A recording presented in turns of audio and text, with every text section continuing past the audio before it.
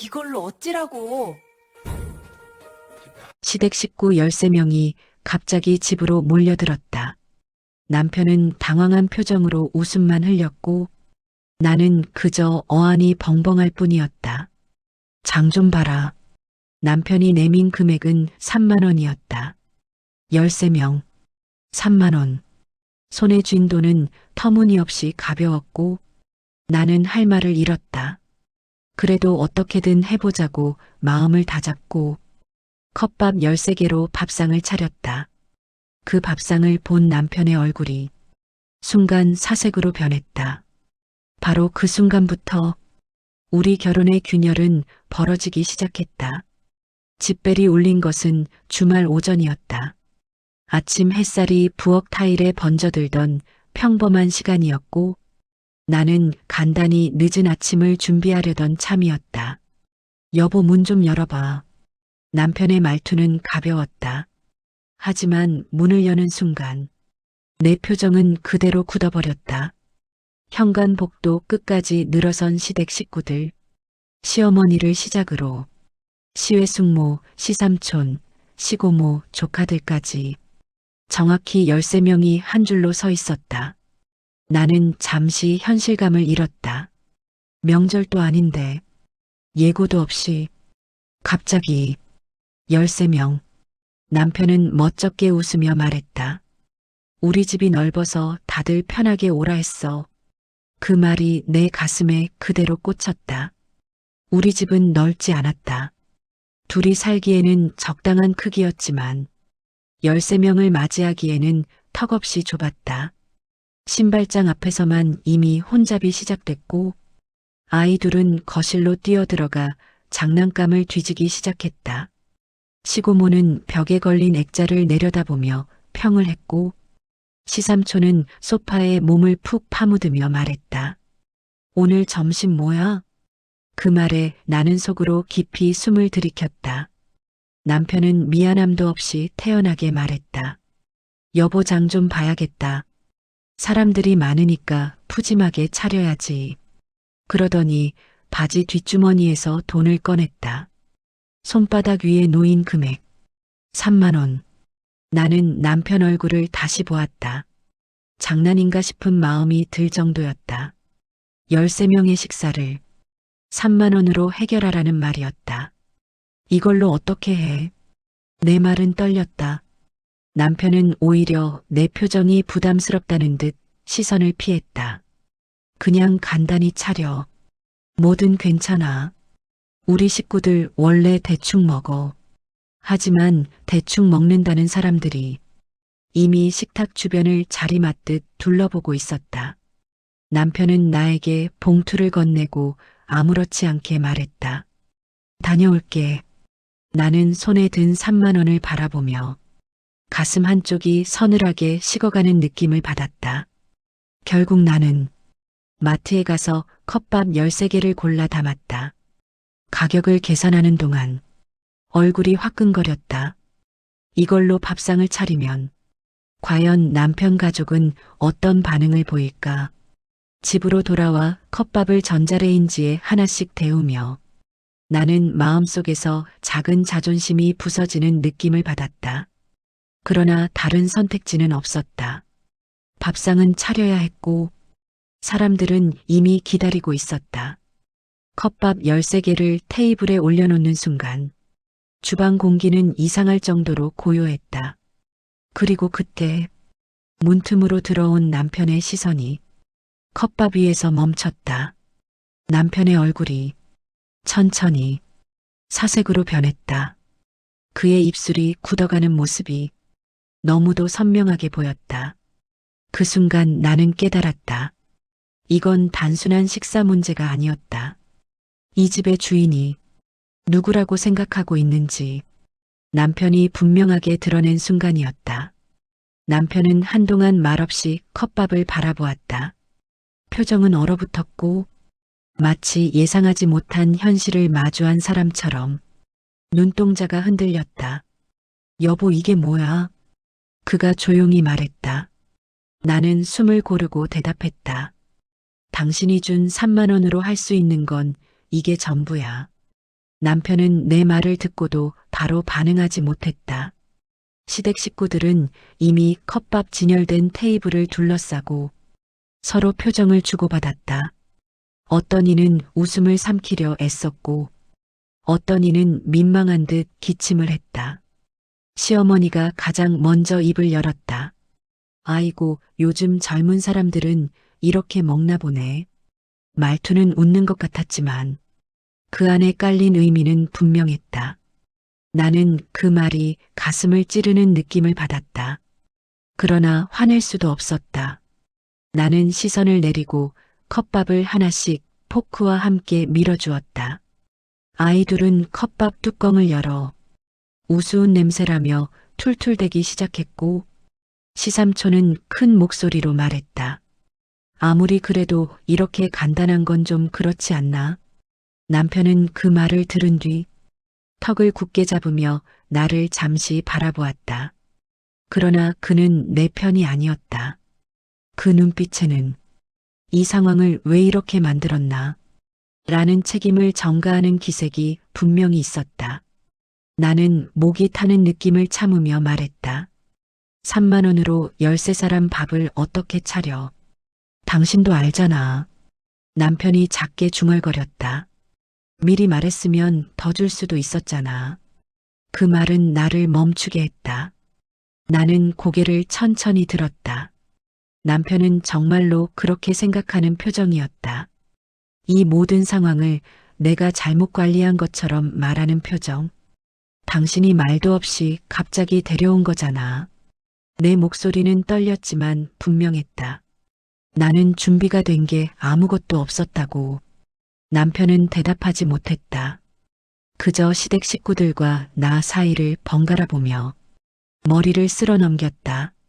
시외 숙모가 말했다. 아이고, 괜찮아, 괜찮아. 컵밥도 요즘 맛있다니 먹으면 되지. 하지만 그 표정은 한 숟가락도 뜨기 싫다는 얼굴이었다. 그 순간 도저히 참기 힘든 감정이 올라왔다. 내가 한 선택이 비난의 대상이 아니라 상황의 불가피한 결과라는 사실을 왜 아무도 이해하지 못하는지 답답했다. 나는 다시 한번 테이블 위 컵밥들을 바라보았다. 라면 냄비로도 충분히 채울 수 없는 수량. 단 한 번도 대접받지 못한 아내의 마음. 소리 없는 응어리가 가슴 아래쪽에서 서서히 부풀었다. 남편은 결국 컵밥 하나를 들어 올려 뚜껑을 열고 포크를 꽂았다. 그 행동 자체가 너무 느리게 보여서 마치 시간이 멈춘 듯 했다. 한 숟가락을 뜬 남편은 맛을 본 것도 아닌데 다시 포크를 내려놓았다. 이건 좀 아닌 것 같아. 나는 피식 웃음이 났다.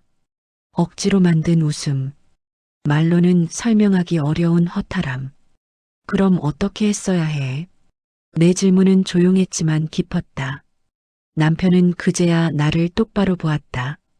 그 눈빛에는 압박, 불만, 책임 회피, 모든 것들이 뒤섞여 있었다. 남편이 입술을 달싹였다. 하지만 그때 시어머니가 다시 말했다. 원래 이런 집 아니었잖아. 무슨 문제가 있었나 보네. 그 말은 마치 불씨 위에 기름을 부은 것처럼 내 가슴에 큰 소리를 내며 떨어졌다. 나는 더 이상 아무 말도 할 수 없었다. 남편은 고개를 돌렸고 나는 그 모습에서 이 결혼의 균열이 이미 시작되었다는 걸 처음으로 느꼈다. 컵밥 13개가 놓인 식탁 앞에서 사람들은 어정쩡하게 포크를 들었다가 서로 눈치를 보듯 내려놓았다. 거실 한쪽에서는 아이들이 투정을 부렸고 시고모는 낮은 목소리로 시어머니에게 말했다. 아무리 그래도 이건 좀. 그 말은 작았지만 내 귀에는 너무 선명하게 들렸다. 내 얼굴이 뜨겁게 달아오르는 것이 느껴졌다. 부끄러워서가 아니라 힘겹게 참아온 억울함 때문이었다. 나는 차분하려 애쓰며 말했다. 죄송합니다. 제가 준비가 안 돼서. 내 말이 끝나기 무섭게 남편이 나를 흘끗 보았다. 마치 내가 분위기를 더 나쁘게 만든다는 듯한 눈빛이었다. 그 눈빛은 말보다 잔인했다. 시어머니는 손에 힘을 주며 말했다. 아가, 그냥 다음엔 조금만 더 신경 써줘. 대가족이 이렇게 왔으면 좀 넉넉하게 준비했어야지. 나는 잠시 숨을 멈추었다. 넉넉하게? 무슨 돈으로? 무슨 시간으로?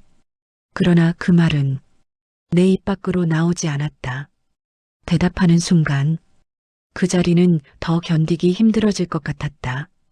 남편은 고개를 숙인 채 아무 말도 하지 않았다. 내 편도 아니고 내 상황을 설명해 주지도 않았다. 그저 침묵으로 나를 손쉽게 고립시키는 쪽을 택했다. 컵밥의 따끈한 김이 천천히 사라지는 것을 바라보며 나는 마음이 시들어가는 느낌을 받았다. 시삼촌이 포크로 컵밥을 콕 찌르며 말했다. 그래도 뭐 먹어야지. 배고픈데. 그 말에 사람들은 어색한 웃음을 흘렸다. 조카들은 컵밥을 두어 번 휘저으며 투덜댔다. 이거 맛없어. 다른 거 없어? 나는 조용히 말했다. 다른 거 없습니다. 잠시 정적이 흘렀다. 남편은 그제야 내 쪽을 보며 조심스레 말했다. 여보, 뭐라도 좀 더 해오지 그랬어. 그 말이 내 가슴을 쿡 찔렀다. 나는 한참 동안 눈을 깜빡이지 못했다. 그저 남편을 똑바로 바라보았다. 그의 눈 속에는 진심으로 그렇게 생각하는 기색이 있었다. 3만 원으로 13사람을 대접하라는 마음으로 나를 바라보고 있었다. 당신이 갑자기 데려온 거야. 내 목소리는 낮았지만 분명했다. 장보라고 준 돈도 3만 원이었고 나는 그 안에서 최대한 했어. 남편은 어두운 표정으로 주변을 둘러보았다. 그 표정 속에는 책임을 인정하기 싫어하는 얄팍한 자존심이 버티고 있었다. 그러다 남편은 말했다. 어쨌든 좀 민망하잖아. 다들 이렇게 있는데. 그 말을 듣고 나는 잠시 눈을 감았다. 민망한 건 나였다. 준비할 시간도 돈도 없이 13사람을 맞이해야 했던 사람은 나였다. 그러나 남편은 단 한 번도 나에게 미안하다는 말을 하지 않았다. 그저 이 상황을 내가 더 잘했어야 한다는 식으로 몰아붙일 뿐이었다. 그때였다. 시어머니가 컵밥을 젓던 포크를 내려놓으며 말했다. 아가야, 혹시 무슨 일 있었던 건 아니지? 우리 오기 싫었나? 괜히 우리가 불편한 자리 온 건 아니겠지? 그 말은 원망이 아니라 의심이었다. 내 진심을 몰라서가 아니라 이미 마음속으로 답을 정해놓고 확인받으려는 말투였다. 나는 깊게 숨을 들이켰다. 내 입술에서 떨어진 말은 담담했다. 불편하게 한 적은 없습니다. 단지 갑작스러워서 준비가 어려웠을 뿐이에요. 하지만 그 말이 끝난 순간 저마다의 시선들이 내게 날카롭게 꽂혔다. 그들의 표정은 아내가 부족해서 생긴 문제라는 듯했다. 남편은 아무 말도 하지 않았다. 그 침묵이 나를 더 깊숙이 혼자 두었다. 컵밥을 먹는 소리가 간헐적으로 들렸다. 금속 포크가 컵 용기벽을 긁는 소리, 아이들의 투정, 어른들의 묵묵한 씁쓸함. 나는 그 모든 소리가 한 사람을 가리키고 있다는 것을 느꼈다. 그리고 그 한 사람은 나였다. 그 순간 내 가슴속 어딘가에서 미세하게 금이 가는 소리가 들리는 듯했다. 이 결혼에서 나는 처음으로 철저히 혼자가 되었다. 컵밥 13개는 결국 식탁 위에서 조용히 식어갔다. 사람들은 몇 숟가락만 뜨고 더 이상 손이 가지 않는다는 듯 뚜껑을 덮거나 포크를 내려놓았다. 그 모습 하나하나가 마치 내 탓이라는 듯이 내 가슴을 파고들었다. 시어머니는 남편 쪽을 보며 말했다. 얘야, 너희 집이 이렇게 준비가 안 된 건 처음 보네. 혹시 무슨 사정 있었니? 남편은 잠시 나를 바라보았다. 그러나 그는 내 편에 설 생각이 없었다. 아니야. 그냥 여보가 좀 급하게 준비하느라 그런 거지 뭐. 그 말은 명확하게 나를 가리키는 말이었다. 우리 집 상황도 오늘의 문제도 내가 만든 것처럼 들리게 하는 말. 순간 내 가슴 속에 있던 무언가가 또각하고 부서졌다. 나는 조용히 말했다. 준비할 시간이 없었어. 오늘 오신다는 말도 듣지 못했고 당신이 준 돈도 3만 원뿐이었어. 사람들의 시선이 모두 나에게 향했다. 그중 몇몇은 놀란 눈빛이었고 몇몇은 무언가를 판단하는 듯한 눈빛이었다. 시외 숙모가 중얼거렸다. 3만 원으로 13명을 먹이려고 했다니. 그 말은 놀람이라기보다 기이한 현실을 보는 표정이었고 그 표정이 나를 더 작게 만들었다. 남편은 얼굴이 붉어지며 말했다. 그걸 여기서 왜 말해? 민망하잖아. 나는 고개를 돌려 그를 바라보았다. 그의 입술은 굳어 있었고 턱선은 긴장으로 딱딱하게 굳어 있었다. 민망한 건 지금이 아니라 당신이 상황을 제대로 생각하지 않은 거야. 내 목소리는 낮았지만 흔들리지 않았다. 13명을 갑자기 데려오면 누가 준비를 해도 힘들어. 남편은 나를 노려보며 말했다. 그래도 최소한의 성의는 보여야지. 컵밥만 내놓는 건 좀 그렇잖아. 그 말이 떨어지는 순간 내 귓가에서 무언가가 울렸다. 마치 두꺼운 문을 세게 닫은 것처럼 쿵 하고 울리는 소리. 성의. 컵밥만. 그렇잖아. 나는 순간 웃음이 나왔다. 그 웃음은 기쁨도 슬픔도 아니라 너무 벅차서 나오는 무너짐 같은 웃음이었다. 성애? 내 목소리는 조용했지만 모든 말을 끊어내는 힘이 있었다. 3만 원으로 13사람의 밥상을 성에 있게 차리라고 했다면 그게 당신의 기대였어? 남편은 아무 말도 하지 못했다. 시어머니가 조용히 말했다. 너희 둘이 무슨 얘기를 하는지는 알겠는데 그래도 손님이 이렇게 왔으면 좀 더 예쁘게 준비했어야지. 아가가 좀 서운했나 보네. 그 말은 내 마음에 또 한 번 칼을 꽂았다. 내가 서운한 게 아니라 내가 잘못한 것으로 만들고 싶은 말투. 상황을 전혀 모르면서 겉모습으로 판단하는 익숙한 말투. 그 순간 나는 깨달았다. 이 자리에서 아무리 설명해도 아무도 내 말을 진짜로 들으려 하지 않는다는 사실을. 그리고 그 사실은 컵밥보다 더 차갑게 내 안으로 스며들었다. 남편은 침묵했고 시댁 식구들은 오히려 나를 살피며 무언가를 판단하는 눈빛을 보냈다. 이 집에서 나는 단 한 명의 편도 없이 혼자였다.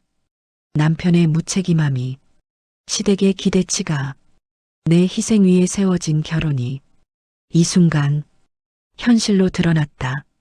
내 마음 한구석에서 오래 눌러두었던 감정이 조용히 흔들리기 시작했다. 마치 금간벽이 곧 무너질 것을 예고하듯 식탁 위 컵밥들은 더 이상 김조차 남아있지 않았다.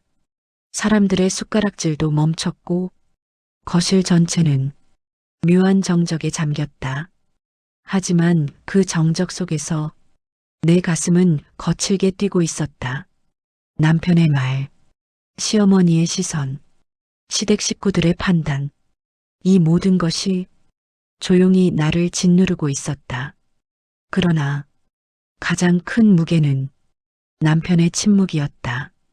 그 침묵은 내 편이 아니라는 완벽한 선언 같았다.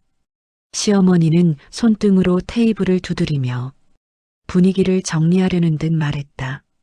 그래도 우리 같이 밥 먹었으니 됐다.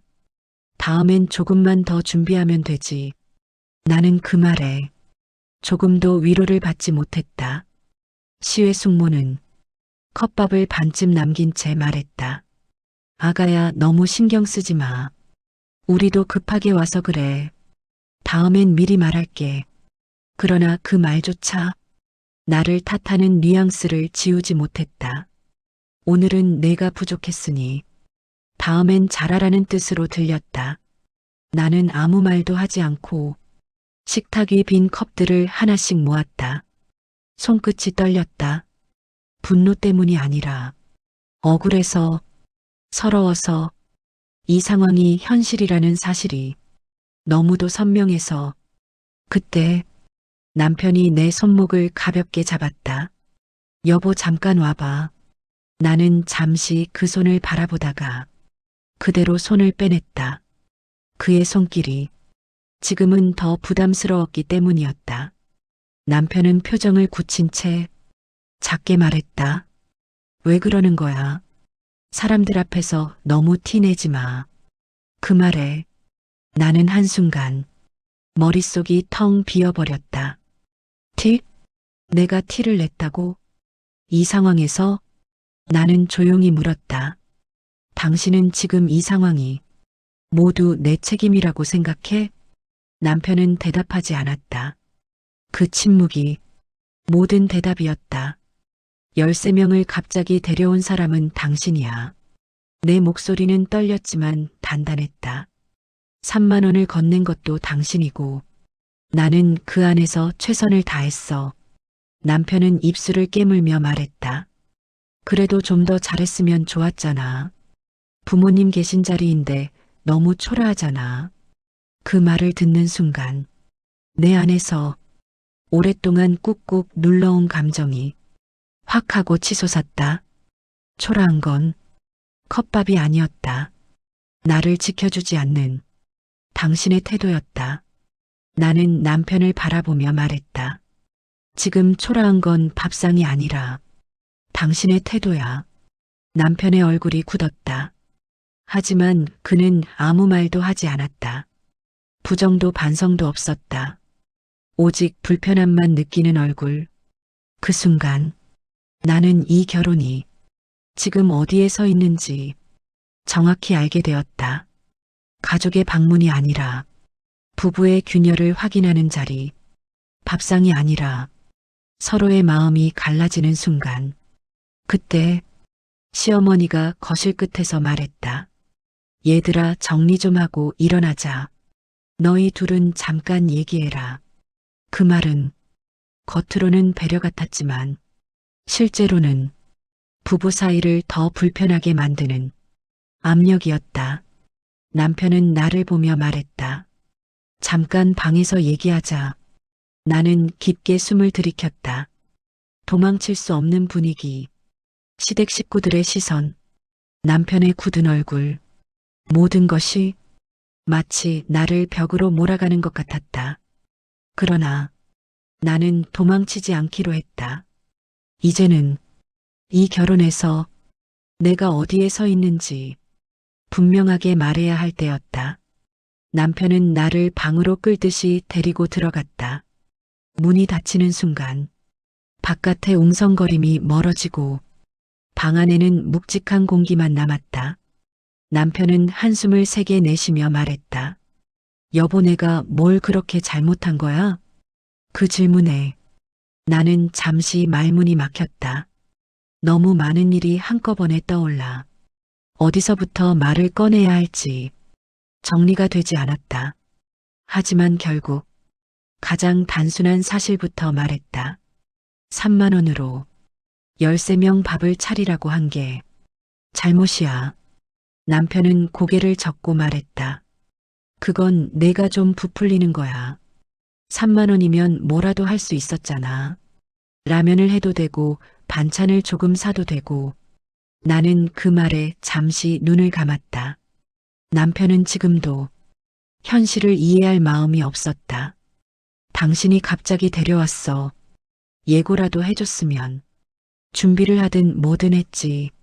내 목소리는 떨렸지만 말은 분명하게 나왔다. 준비할 시간도 돈도 없었어. 남편은 벽에 기대며 말했다. 그래도 너무 못 차린 건 사실이잖아. 부모님 계시는데 컵밥만 있는 건 좀 그렇지 않나? 그 말은 내 마음 깊숙한 곳을 찔렀다. 아프기도 했지만 그보다 더 크게 밀려온 감정은 허탈함이었다. 내가 컵밥을 내놓은 이유는 당신 때문이다. 나는 남편을 똑바로 바라보며 말했다. 13명을 갑자기 데려와 놓고 3만 원을 준 건 당신이야. 남편은 고개를 돌리며 말했다. 그래도 최소한의 정성은 그 순간 내 안에서 꾹 눌러두고 참아왔던 감정이 마침내 끌어올랐다. 나는 남편의 말을 끊었다. 정성은 돈과 시간에서 나오는 거야. 마음에서만 나오는 게 아니라고. 남편은 나를 당황한 듯 바라보았다. 내가 이렇게 단호한 말투를 쉽게 사용하지 않는다는 걸 알고 있었기 때문이다. 하지만 이제는 더 이상 부드럽게 말할 수 없었다. 당신이 나한테 기대하는 정성이라는 건 내가 없는 것까지 쥐어짜서 당신 체면을 세워주는 거잖아. 내 말은 조용했지만 방 전체에 울릴 만큼 무거웠다. 남편은 입술을 깨물다가 결국 토해내듯 말했다. 부모님 계시는데 너무 초라했어. 그 말은 나를 향한 비난이라는 사실보다 내 마음을 완전히 무너뜨린 한 문장이었다. 초라한 건 밥상이 아니었다. 나였다. 이 결혼에서 나의 자리는 그저 당신 부모님 앞에서 체면을 지켜주는 사람. 내 감정, 내 시간, 내 노동은 그저 장식품처럼 당연하게 쓰여도 되는 것. 나는 조용히 말했다. 초라하게 만든 건 내가 아니라 당신이야. 남편의 표정은 완전히 굳었다. 그제야 그는 내가 정말 화가 났다는 걸 정확히 보기 시작한 것 같았다. 여보, 내가 그렇게까지 말한 건 아니잖아. 그는 한 발 내딛었다. 그냥 상황이 좀 민망했단 거지. 나는 한 발 뒤로 물러났다. 그의 손길과 말이 위로가 아니라 더 큰 상처로 다가왔기 때문이다. 민망한 건 나였어. 내 목소리는 낮았지만 울리지 않고 단단했다. 당신은 식구들 데려오고 3만 원 던져주고 내가 어떻게든 할 거라 믿고 있었잖아. 그게 더 민망했어. 남편은 말이 없었다. 그것이 처음으로 이 상황의 무게를 느끼는 듯한 표정이었다. 그러나 그 침묵조차 나를 위로하지 못했다. 그저 피로하게 만들 뿐이었다. 방 밖에서는 시댁 식구들의 웅성거림이 어렴풋이 들려왔다. 나는 천천히 말했다. 이제부터는 당신이 만든 상황을 당신이 설명해. 남편은 놀란 표정으로 나를 바라보았다. 나 혼자 감당하지 않을 거야. 당신이 데려온 사람들이니까 당신이 책임져. 남편은 아무 말도 하지 못했다. 그 모습은 내가 알고 있던 남편이 아니라 어린아이처럼 당황한 얼굴이었다. 그때 나는 처음으로 느꼈다. 이 결혼에서 내가 감당해온 것들이 얼마나 많았는지, 그리고 그 모든 것을 남편은 당연하게 받아들였다는 사실을. 방 안의 공기는 더 이상 말로만 설명할 수 없는 무게로 가득했다. 남편은 벽에 기대어 서 있었고 나는 창가 쪽에 서서 바깥에서 들려오는 시댁 식구들의 목소리를 어렴풋이 들었다. 그 소리조차 지금은 나를 압박하는 소음처럼 들렸다. 남편은 결국 입을 열었다. 내가 잘못한 거 인정할게. 근데 너도 너무 예민하게 받아들이는 거 아니야? 그 말에 내 몸이 순간적으로 굳어졌다. 예민. 그 단어는 지금까지 내가 참고 견디며 쌓아온 마음을 단 한 번에 무너뜨리는 말이었다. 예민? 내 목소리는 낮았지만 분명했다. 갑작스러운 방문. 그 많은 사람. 3만 원. 그리고 컵밥. 그 모든 상황에서 내가 예민하다는 말이 나와? 남편은 나를 보지 못하고 바닥을 내려다봤다. 그의 어깨가 미세하게 떨렸다.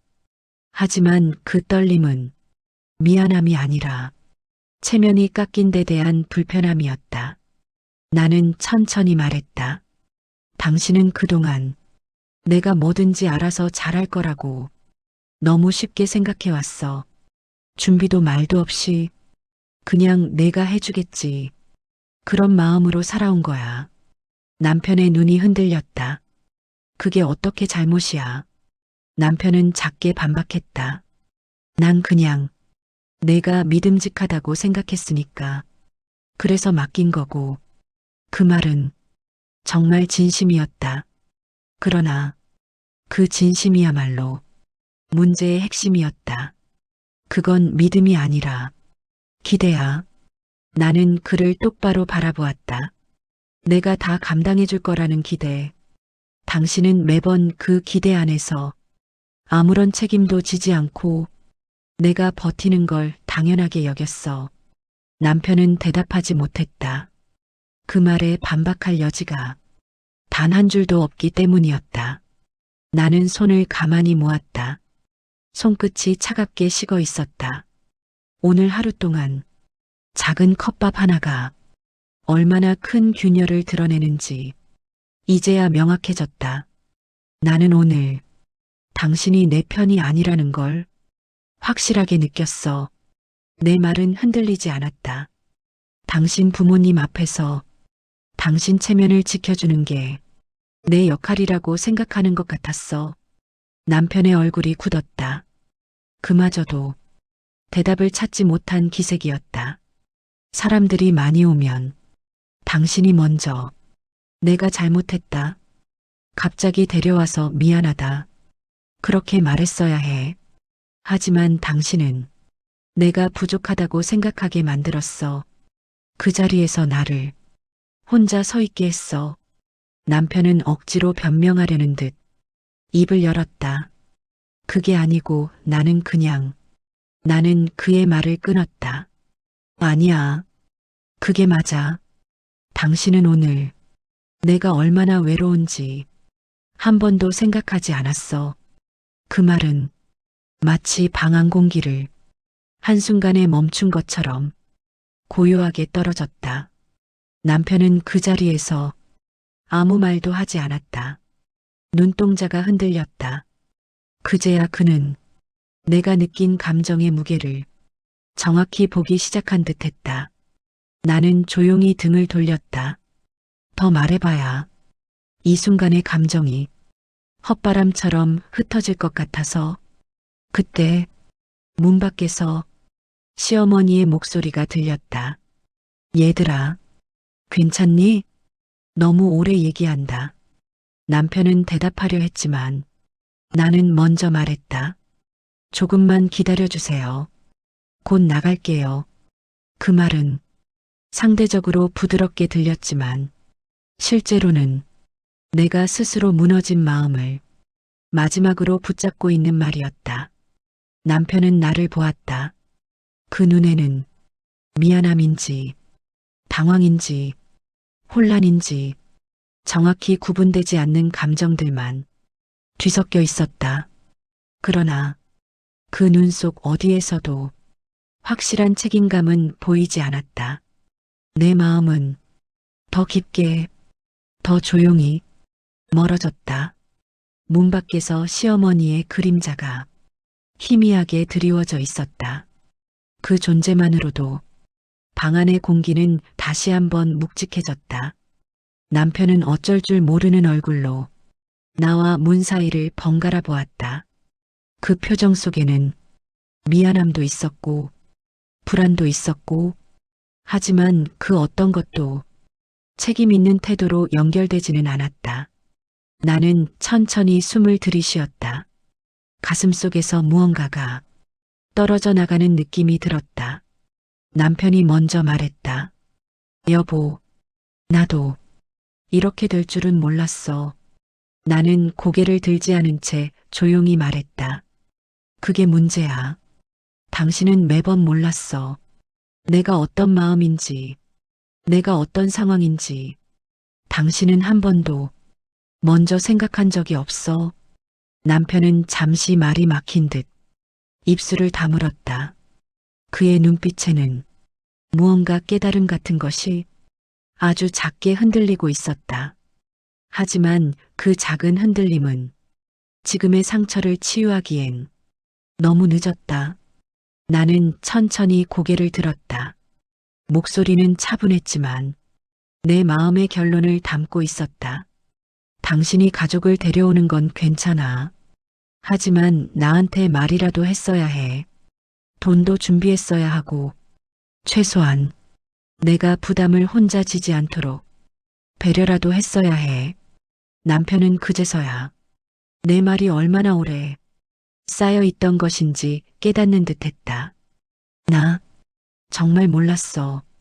내가 그렇게 힘들어 했는지. 나는 씁쓸하게 웃었다.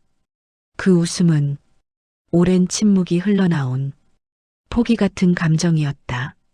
몰랐다면 이제라도 알아. 나도 사람이고 나도 누군가의 도움을 필요로 해. 나는 여기서 당신의 가족을 위한 당연한 희생이 아니야. 남편은 잠시 말이 없었다. 그 침묵은 부정할 말이 없다는 뜻이었다. 그리고 그가 아주 조용히 말했다. 미안해. 그 말은 너무 늦게 나왔다. 이미 마음이 깊이 다친 후였다. 나는 짧게 대답했다. 미안하다는 말이 아니라 변해야 해. 다음에도 이런 일이 있으면 우리는 똑같은 싸움을 하게 될 거야. 남편은 시선을 피하지 않고 처음으로 나를 똑바로 바라보았다. 그 눈빛은 흔들리고 있었지만 적어도 내 말이 가슴에 닿았다는 것만큼은 확실했다. 문 밖에서 시어머니가 다시 말했다. 얘들아, 얘기 다 된 거니? 나는 문 쪽을 바라보며 말했다. 응, 이제 나갈게요. 남편은 문손잡이에 손을 얹었지만 바로 돌리지는 않았다. 그는 조용히 말했다. 여보, 우리 이따가 다시 얘기하자. 사람들 돌아가고 둘만 있을 때 그 말에 나는 고개를 끄덕였다. 싸움이 끝난 것은 아니었다. 오히려 이제 시작이었다. 하지만 최소한 지금 이 자리에서는 더 이상 서로를 상처내지 않기로 나도 마음을 정리해야 했다. 남편은 천천히 문을 열었다. 문이 열리는 순간 거실에 앉아있던 시댁 식구들의 시선이 한꺼번에 우리에게 쏟아졌다. 그 표정들에는 호기심도, 걱정도, 판단도, 온갖 감정이 뒤섞여 있었다. 나는 그 수많은 시선 속에서 단 한 명도 내 편이 아니었다는 사실을 다시 한번 느꼈다. 그러나 이제는 조금 달랐다. 내 안에서 아주 작고 조용하지만 단단한 마음이 일어났다. 이제부터는 나 자신을 지키기로 했다. 거실 문이 열리자 앉아있던 시댁 식구들의 시선이 한꺼번에 나와 남편에게 몰렸다. 조카들은 장난감을 만지던 손을 멈추고 어른들은 말없이 숨을 골랐다. 가장 먼저 시어머니가 일어섰다. 표정은 부드러워 보였지만 그 안에 깔린 의미를 나는 읽을 수 있었다. 아가야 괜찮아? 우리 때문에 너무 힘들었나 보네. 그 말은 위로 같았지만 실제로는 내가 감정 조절을 못했다. 라는 의미로 들렸다. 그리고 모든 사람들도 그렇게 받아들이고 있는 눈치였다. 나는 웃지도 울지도 못한 채 조용히 고개를 숙였다. 남편은 어색한 미소를 지으며 말했다. 어머니 괜찮아요. 저희가 잠깐 오해가 있었어요. 이제 괜찮아요. 그 말이 떨어지는 순간 내 가슴이 또다시 무겁게 내려앉았다. 오해? 지금까지 겪은 모든 것이 그저 오해라고 부인하는 말. 나와의 대화를 단숨에 축소시키는 말. 나는 남편의 옆에서 천천히 고개를 들었다. 남편의 얼굴은 체면을 챙기려는 불안한 미소로 잔뜩 굳어 있었다. 시삼촌이 말했다. 그래. 부부가 살다 보면 그럴 수도 있지. 자자다 잊고 밥마저 먹자고. 그 말에 몇몇 친척들은 억지 웃음을 흘렸다. 그러나 그 웃음 속에는 나를 향한 은근한 시선이 있었다. 마치 어려운 상황을 내가 만든 것처럼 바라보는 눈빛. 나는 그 눈빛들 하나하나가 작은 바늘처럼 마음을 찌르는 느낌을 받았다. 남편은 애써 분위기를 띄우려고 말했다. 다시 자리 잡으세요. 우리가 금방 다시 얘기할게요. 오늘은 편하게 식사하시고. 하지만 그 말은 집안의 어색한 공기를 조금도 풀어주지 못했다. 시외숙모가 컵밥 뚜껑을 열어보며 말했다. 그래도 밥은 좀 아쉽네. 뭐 어쩔 수 없었겠지. 시고모는 조용히 남편에게 속삭였다. 다음엔 미리 알려야지. 며느리 혼자 준비하게 하면 힘들잖아. 그 말은 얼핏 보면 나를 걱정하는 말 같았다. 하지만 지금 상황에서 나오는 말은 온전히 내 편이 아닌 말이었다. 남편은 고개를 끄덕이면서도 굳은 표정으로 속삭였다. 네, 죄송해요. 제가 제대로 말을 못했어요. 그 말은 나를 향한 사과가 아니었다. 그저 자신의 체면을 지키기 위한 사과였다. 나는 그 모습을 보며 내 속에서 조용히 또 다른 감정이 내려앉았다.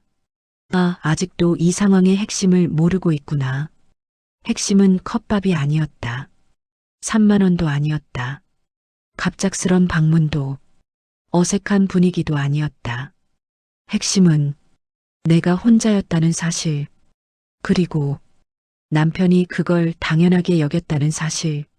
나는 천천히 주방으로 걸어갔다.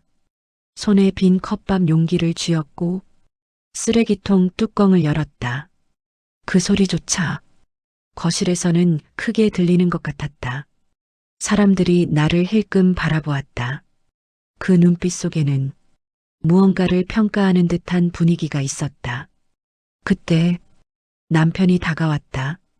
조용히 내 옆에 서서 말했다. 여보, 분위기 좀만 맞춰줘. 지금은 그러지 말자. 사람들 앞이잖아. 나는 컵 용기를 쓰레기통에 넣으며 말했다. 지금은 나보다 당신 체면이 더 중요하지? 남편은 말문이 막힌 듯 입술을 달싹이다가 결국 아무 말도 하지 못했다. 그 모습이 내 마음에 다시 한번 날카롭게 박혔다. 그러나 이번에는 참지 않기로 했다. 나는 손에 남은 컵밥 조각들을 닦으며 천천히 말했다. 지금 이 자리 내가 만든 게 아니야.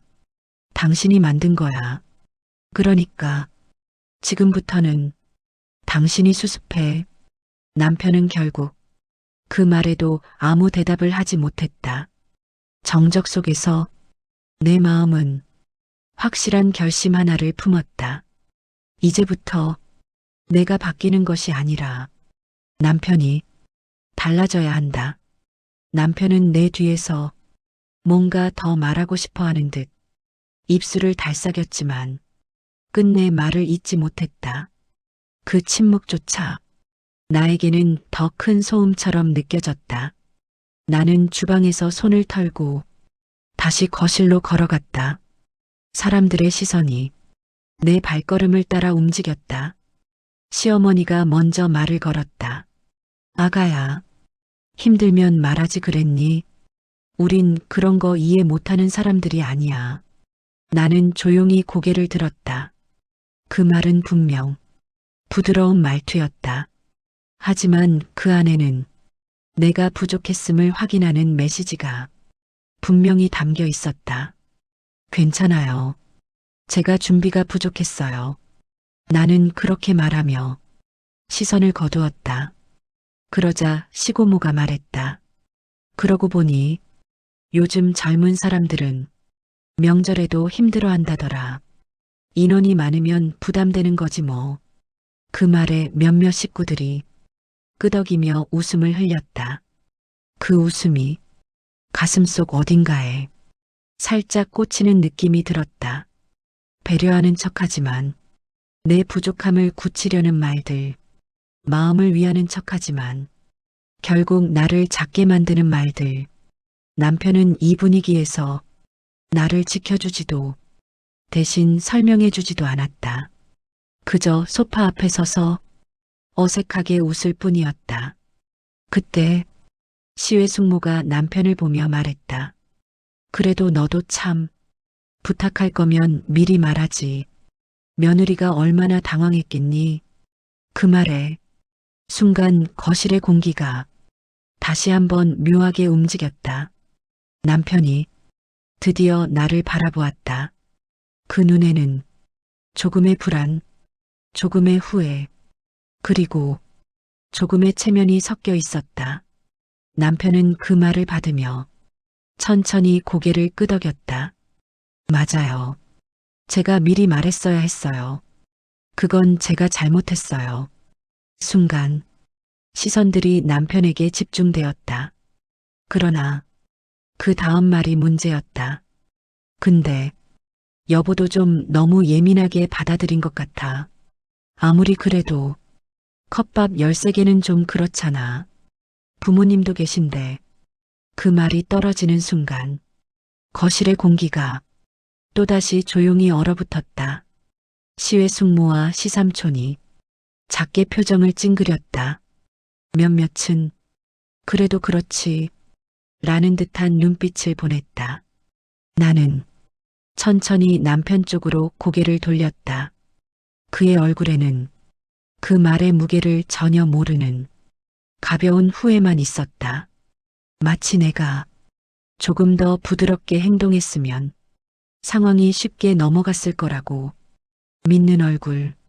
나는 조용히 말했다. 컵밥이 문제였던 게 아니야. 남편은 당황한 표정으로 말했다. 그럼 뭐가 문제야? 부모님 앞에서 민망했잖아. 그 말은 또 한 번 내 마음을 내리쳤다. 민망한 건 당신이야.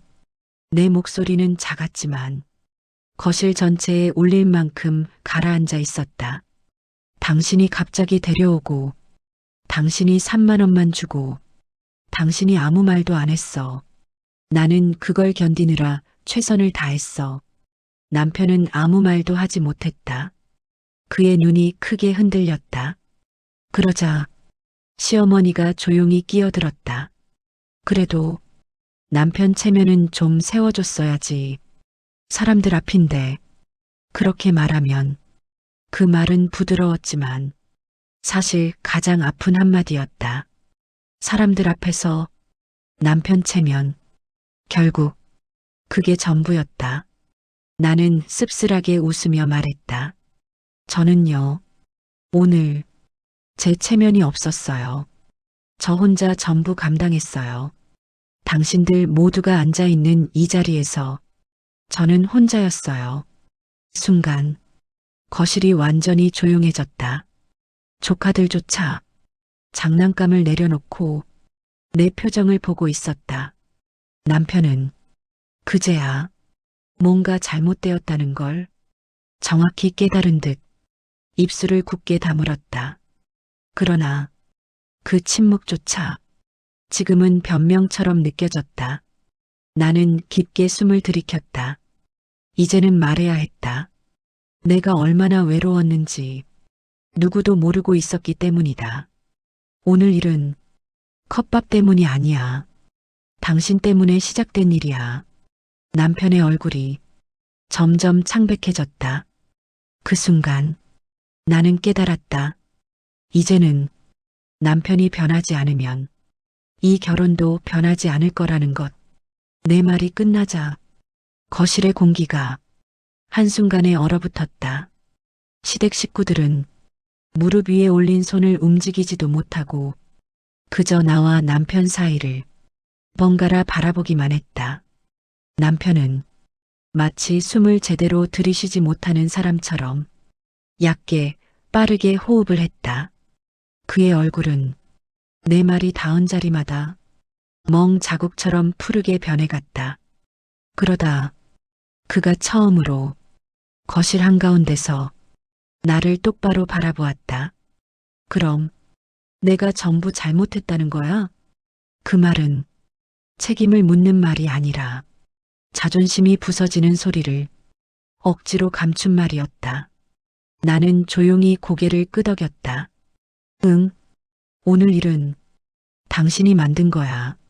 남편의 얼굴이 완전히 굳었다. 시어머니는 입술을 꽉 물고 있었다. 시삼촌은 머쓱한 얼굴로 컵밥 용기를 톡톡 건드렸다. 조카들은 숨을 고르듯 조용해졌다. 모두가 이 순간을 지켜보고 있었다. 남편은 그제야 진심으로 두 손을 내려다보았다. 금방이라도 표정이 깨져버릴 것만 같았다. 난 남편의 목소리는 갈랐다. 그냥 부모님이 오면 좋아할 줄 알았어. 그게 가족이니까 당연히 괜찮을 줄 알았고 그의 어깨가 서서히 내려갔다. 그 모습에서 나는 처음으로 남편이 자신의 행동을 되돌아보고 있다는 기색을 느꼈다. 하지만 그 깨달음은 지금의 상처를 당장 덮을 만큼 크지는 않았다. 나는 천천히 말했다. 당신의 가족은 나한테도 가족이 될 수 있어. 하지만 그건 당신이 나를 지켜줄 때 가능해. 당신이 오늘처럼 아무 말도 안 하면 나는 혼자야. 당신 가족 안에서도 당신 옆에서도 완전히 혼자였어. 거실의 시선이 조용히 흔들렸다. 시고모는 작게 눈을 내리깔았다. 시외 숙모는 입술을 꽉 깨물었다. 아이들조차 힘없이 앉아 있었다.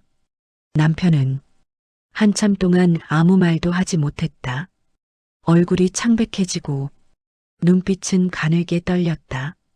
미안해. 그의 목소리는 손바닥만큼 작았다. 내가 그렇게까지 생각을 못했어. 시삼촌이 작게 말했다. 그래도 아들아, 그건 내 잘못 맞다. 그렇게 갑자기 데려오면 누가 준비를 하겠냐. 남편은 그제야 고개를 떨어뜨렸다. 시어머니조차 아들의 어깨를 보며 작게 한숨을 쉬었다. 하지만 그녀는 곧 나를 보며 말했다. 아가야, 그래도 너무 몰아붙이지 말아라. 우리도 갑자기 오게 된 거고, 사람이 살다 보면 이런 날도 있는 거지. 그냥 서로 조금씩 이해하고.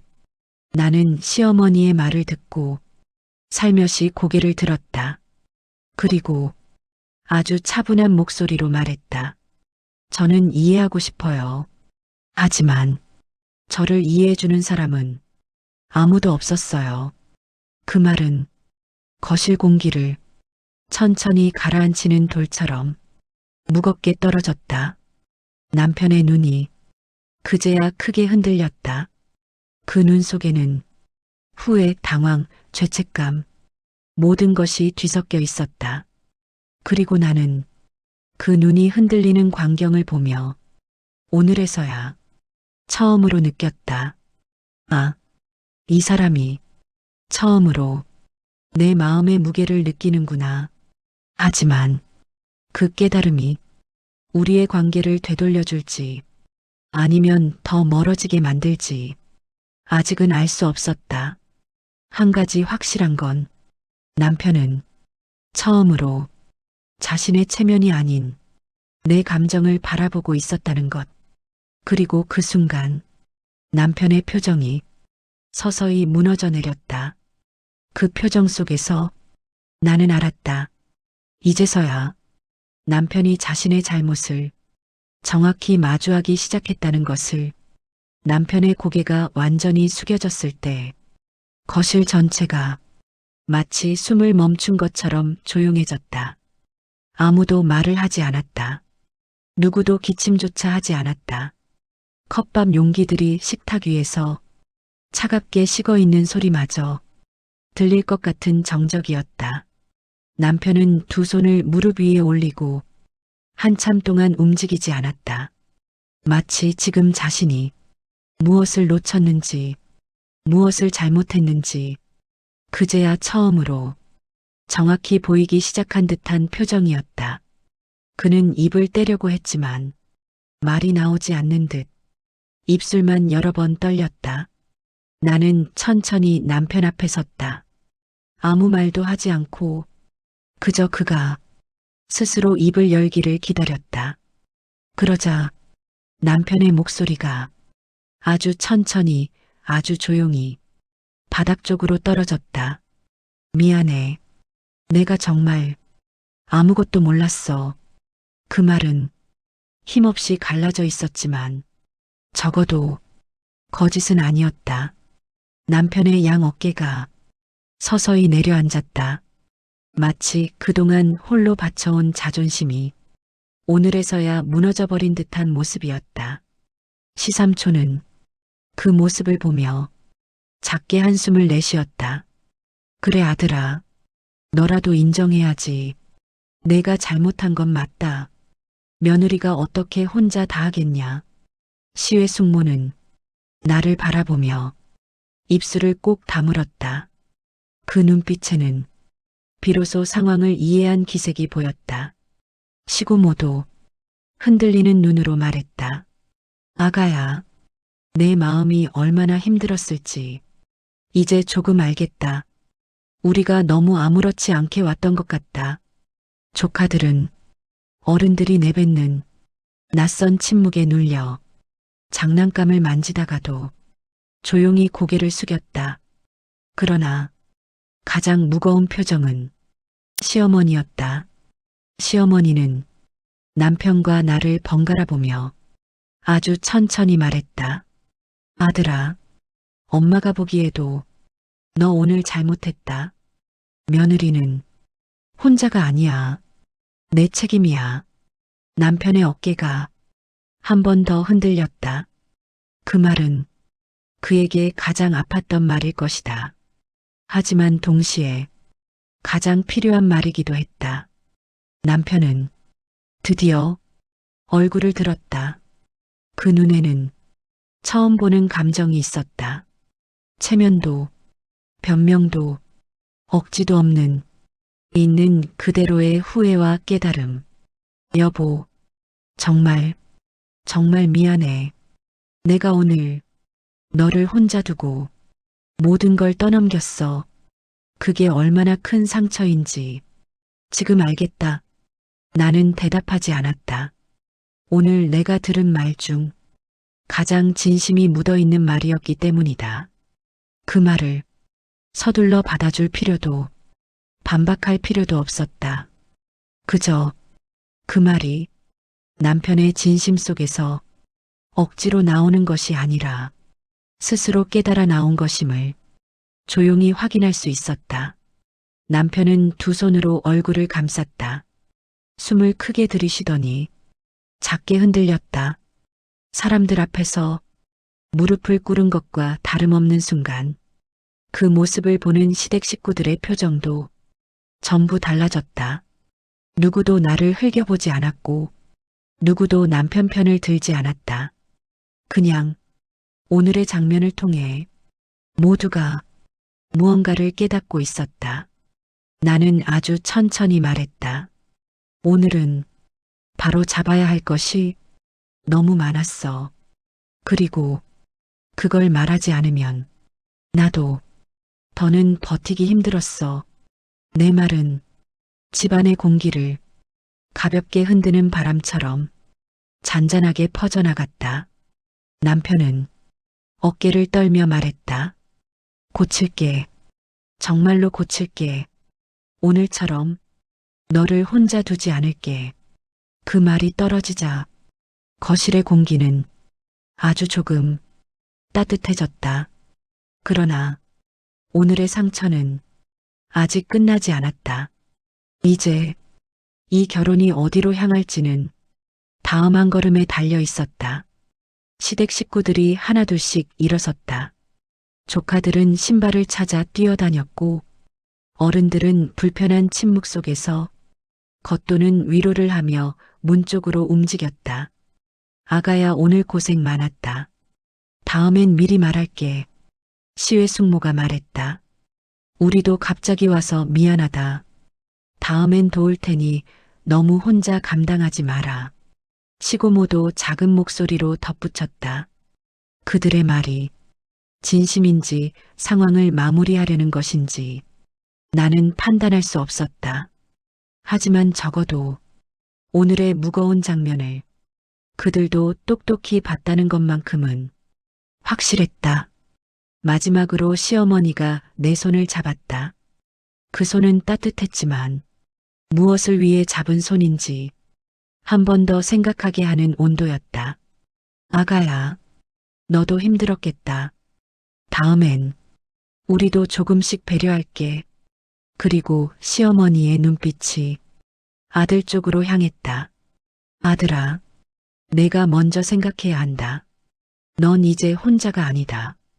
이 집의 중심은 너 혼자 아니야. 남편은 대답하지 못했다. 그저 고개를 깊게 숙였다. 문이 닫히는 소리가 집안에 또렷하게 울렸다. 그리고 거실은 몇 시간 전보다도 더 조용해졌다. 남편과 나는 각각 다른 방향을 바라보며 서 있었다. 마치 집안의 공기부터 다시 쌓아 올려야 하는 사람들처럼 나는 천천히 말했다. 사람들 다 가고 나니까 이제야 진짜 말할 수 있을 것 같아. 남편은 천천히 고개를 들었다. 그 표정에는 아까와는 다른 묵직한 감정이 서려 있었다. 그는 쉬이 말을 꺼내지 못하고 입술을 여러 번 깨물었다. 여보, 그의 목소리는 매우 조용했다. 나는 오늘 내가 얼마나 잘못했는지 처음으로 제대로 알았어. 나는 식탁 쪽으로 걸어가 차갑게 식어 있는 컵밥 용기들을 바라보았다. 그 용기들은 오늘 하루 내 마음의 모양과 놀랍도록 닮아 있었다. 오늘 일은 컵밥이 아니었어. 내 말은 조용했지만 깊었다. 당신이 나를 혼자 두었다는 게 가장 아팠어. 남편은 놓칠까 손을 떨 정도로 내 말을 집중해서 들었다. 나도 당신 가족이 좋아. 그리고 함께하고 싶어. 근데 그게 가능하려면 당신이 나를 먼저 지켜줘야 해. 적어도 당신 편이라는 걸 보여줘야 해. 오늘 나는 모두가 있는 자리에서 완전히 혼자였어. 남편은 두 손을 꽉 모았다. 그 손끝이 하얗게 변할 만큼 힘이 들어가 있었다. 그리고 그는 천천히 말했다. 그 말 절대 잊지 않을게. 오늘 너를 혼자 두고 내가 가족이라는 이름 뒤에 숨었다는 거 다시는 그러지 않을게. 진짜로 너한테 부끄럽지 않은 사람이 되고 싶어. 그 말은 부드럽지 않았지만 흔들리지도 않았다.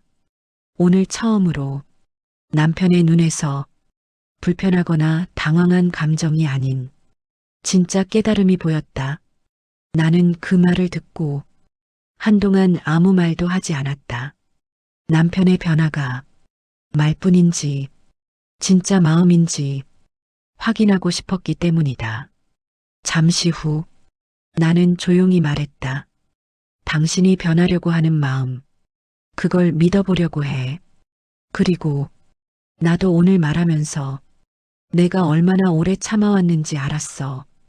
이제는 서로에게 기대고 서로를 지켜주는 사람이 됐으면 좋겠다. 남편은 내 말이 끝나자마자 고개를 숙여 작게 울음을 삼켰다. 그의 어깨가 작게 흔들렸다. 나는 그 모습을 보며 오늘의 상처가 이 결혼의 끝이 아니라 새로운 시작이 될 수도 있겠다는 아주 작은 희망 하나를 조심스럽게 마음에 올려놓았다. 집안은 조용했다.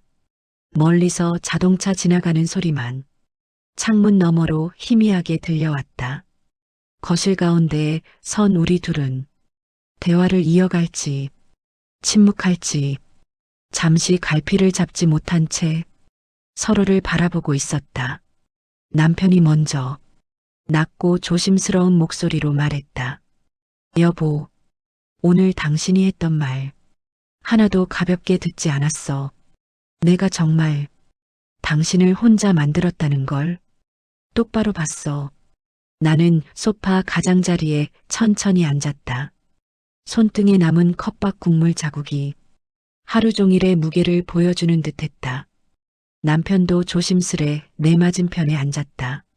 우리는 마치 처음 대화를 시작하는 연인처럼 서로의 얼굴을 살피며 멀어지지 않게 조심하는 거리로 앉아 있었다. 나는 천천히 입을 열었다. 나는 한 번도 당신 가족이 싫었던 적 없었어.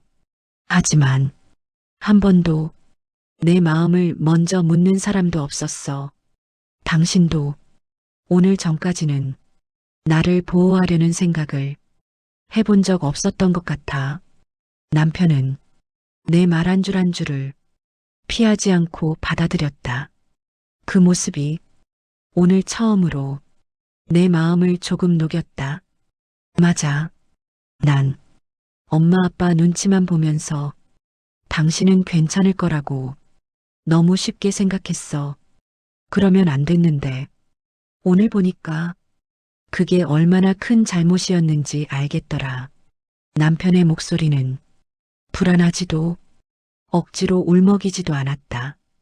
담담했지만 상처난 사람의 진심이 느껴졌다. 당신은 항상 우리 집에서 가장 밝게 웃어주고 누구보다 배려해줬어. 나는 그래서 당연히 괜찮을 거라고 생각했어. 근데 그게 당신을 더 힘들게 만든 거였어. 그 말에 내 눈이 천천히 흔들렸다. 나는 남편 얼굴을 바라보았다. 그의 표정은 처음 보는 모습이었다. 자존심도 체면도 억지도 없이 온전히 나만을 향해 열려있는 표정. 나는 숨을 천천히 들이쉬며 말했다. 당신이 말하는 그 당연히 괜찮다가 나한테는 가장 힘든 말이었어. 나는 괜찮은 척했지. 근데 그게 내 역할처럼 굳어지니까 이제는 내가 아프다고 말하기조차 어려워졌어. 남편은 턱을 떨며 크게 숨을 들이켰다. 미안해. 정말 미안해. 내가 오늘 당신 얼굴 보고 처음으로 알았어. 당신이 얼마나 오래 참아왔는지, 얼마나 혼자였는지. 나는 한동안 아무 말도 하지 않았다. 말을 이어나가기 위해 내 안에 쌓인 감정들을 차분히 세워야 했기 때문이다. 잠시 후 나는 조용한 목소리로 말했다. 나는 누가 나를 돌봐주는 날도 한 번쯤 있었으면 했어. 당신이 내 상황을 먼저 헤아려주는 날, 내가 혼자 분투하지 않아도 되는 순간, 그게 단 한 번이라도 있었으면 오늘 이렇게 되진 않았을 거야. 남편은 그 말에 완전히 숨이 멎은 듯 나를 바라보았다. 지금까지 한 번도 생각하지 못했던 진심이었다는 듯. 여보, 남편의 눈빛이 조금씩 젖기 시작했다. 내가 너를 그렇게 외롭게 만들 줄은 몰랐어. 정말 몰랐어. 그리고 그게 제일 미안해. 나는 고개를 천천히 끄덕였다. 오늘 처음으로 남편의 말이 내 가슴에 조용히 스며들었다. 그때 남편이 손을 내밀었다. 조심스러운 손, 마치 거절당할까봐 겁먹은 사람의 손 같았다. 여보, 나한테 조금만 기회를 줘. 오늘처럼은 2번 다시 당신을 혼자 두지 않을게. 당신을 지키는 사람으로 다시 시작하고 싶어. 그 말은 화려하지도 멋지지도 않았지만 지금 이 순간 내가 듣고 싶었던 말이었다. 그러나 상처는 거대한 일이 아니어도 살짝만 건드려도 다시 아플 수 있다. 나는 그의 손을 바로 잡지는 않았다. 하지만 밀어내지도 않았다. 잠시 동안 그 손을 바라보다가 천천히 말했다. 나도 당신을 믿고 싶어. 정말로 당신이 변하려 한다면 나도 다시 같이 걸어갈 준비를 할게. 남편의 눈이 그제야 조금 밝아졌다. 하지만 아직은 서로에게 말할 것이 더 남아 있었다. 오늘의 긴 하루는 이제야 진짜 결론을 향해 움직이고 있었다. 초라한 밥상이 아니라 내 앞에서 조심스레 떨리고 있었다. 내가 그 손을 잡을지, 잡지 않을지, 그는 숨조차 제대로 쉬지 못하고 있었다. 나는 그 손을 한참 동안 바라보았다. 이 손이 오늘 하루 내 옆에 없었던 손이라는 사실, 사람들 앞에서 나 대신 체면을 택했던 손이라는 사실, 그리고 동시에 지금은 내가 다시 믿고 싶은 사람의 손이라는 사실. 나는 천천히, 아주 천천히 그 손에 가깝게 다가갔다. 하지만 잡지는 않았다. 그저 손끝으로 조심스럽게 만졌다. 남편은 내 손끝이 닿는 순간 숨을 크게 들이쉬었다. 어떤 말보다 더 깊은 반응이었다. 나는 말했다. 당신이 변하려고 한다는 건 느껴져. 근데 오늘 하루가 너무 길었어. 말로 다 설명되지 않는 감정이 아직 남아있어. 그걸 당장 괜찮다고 말할 수는 없어. 남편은 고개를 끄덕였다. 그의 눈빛에는 조급함도 억지도 없었다. 오직 내 감정을 존중하려는 눈빛. 그가 조용히 말했다. 기다릴게. 너무 빨리 용서해달라고 하지 않을게. 그냥 앞으로는 당신 편이 되려고 노력할게. 당신 옆에 제대로 서고 싶어. 그 순간 내 가슴 속에서 식어있던 무언가가 조금씩 녹아내리는 느낌이 들었다. 나는 소파 등받이에 기댄 채 한동안 말을 잇지 못했다. 유난히 조용한 밤이었다. 그 조용함 속에서 나는 오늘 한 말을 모두 되돌아보고 있었다. 나는 당신이 내 마음을 다 이해해 주길 바라지는 않아. 사람은 누구나 자기 가족부터 챙기니까 그건 이해할 수 있어. 근데 나를 뒤에 두는 사람은 당신이 아니었으면 했어. 남편은 그 말에 눈을 천천히 감았다. 그의 얼굴은 부드러워졌지만 그 안에서는 깊은 반성이 파도처럼 움직였다. 이제부터는 당신을 뒤에 두지 않을게. 어떤 사람들 앞에서도 당신을 먼저 생각할게. 그게 남편이 해야 하는 일이라는 걸 이제 정말로 알았어. 남편의 말은 오늘 내내 들었던 가벼운 말들과는 달랐다. 부끄러움도, 후회도, 진심도 모두 섞여 있는 말이었다. 나는 작은 숨을 내쉬며 말했다. 오늘 내가 얼마나 힘들었는지, 얼마나 외로웠는지 당신이 조금이라도 느꼈다면 그걸로 됐어. 우리가 다시 시작할 수 있는 자리가 조금 열린 것 같아. 남편은 그 말을 듣고 천천히 내 쪽으로 몸을 기울였다. 하지만 다가오지 않았다. 내가 허락할 때까지 스스로 멈춰선 것이다.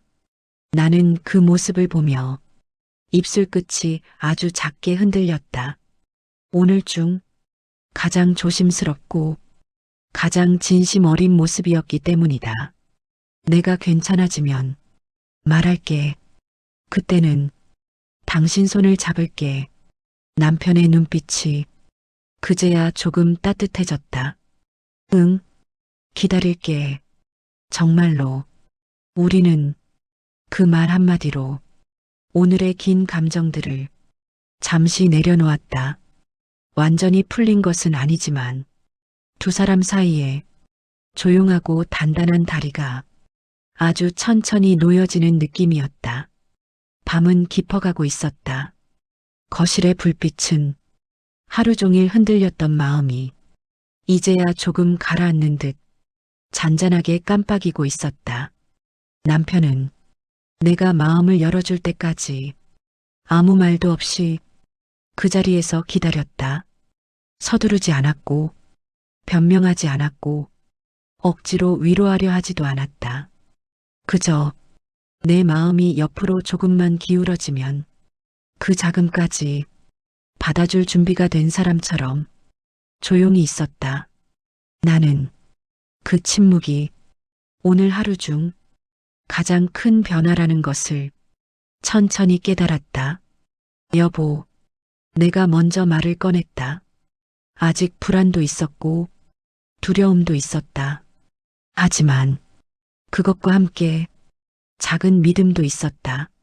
남편은 고개를 들었다. 눈가에는 하루 종일 누르던 감정이 고요하게 남아 있었다.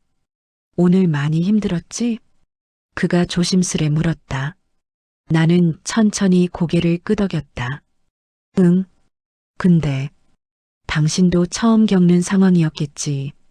그래서 처음부터 완벽하게 해달라는 건 아니야. 다만 내가 혼자라는 느낌은 앞으로 다신 주지 않았으면 해. 남편은 처음으로 내 말의 모든 무게를 그대로 받아들이는 표정을 지었다. 약속할게. 오늘처럼 내가 혼자 울고 혼자 견디고 혼자 부딪히는 일 다시는 없게 할게. 내가 내 옆에 있을게.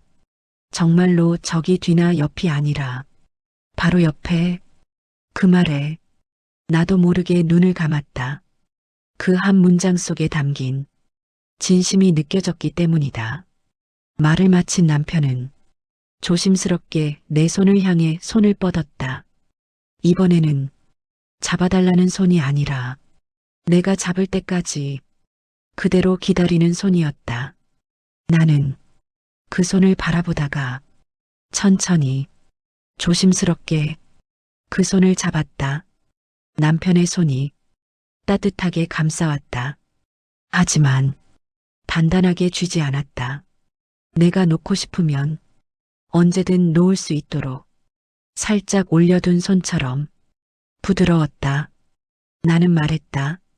오늘 많이 아팠어. 근데 지금 이 순간은 조금 안 아파졌어. 남편의 눈빛이 그제야 조금 밝아졌다.